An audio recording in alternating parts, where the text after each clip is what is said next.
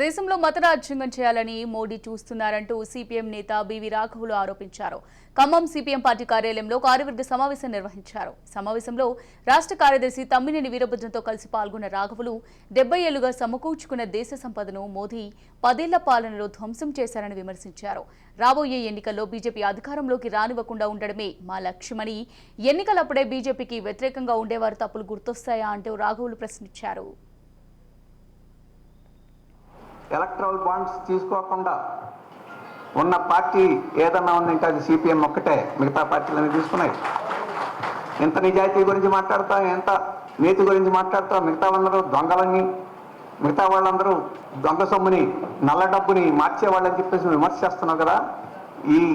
ఈ బాండ్లు ఎవరికి ఎక్కువ వచ్చినాయి? 16,000 కోట్ల రూపాయలు, 7,000 కోట్ల రూపాయలు ఒక బీజేపీకి వచ్చింది. దాని తర్వాత 16,000 కోట్ల రూపాయలు తృణమూల్ కాంగ్రెస్కి వచ్చింది. దాని తర్వాత 14,000 కోట్ల రూపాయలు కాంగ్రెస్కి వచ్చింది. ఆ తర్వాత టీఆర్ఎస్ 12,000 కోట్ల రూపాయలు టీఆర్ఎస్కి వచ్చింది.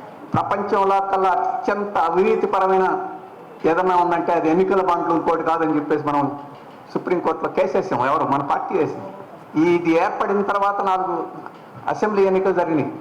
అసెంబ్లీ ఎన్నికల్లో కాంగ్రెస్ యొక్క విజయాలు ఏం బాగలేవు. కాంగ్రెస్ వ్యవహారం బాగలేదు, దాని విజయాలు బాగలేవు.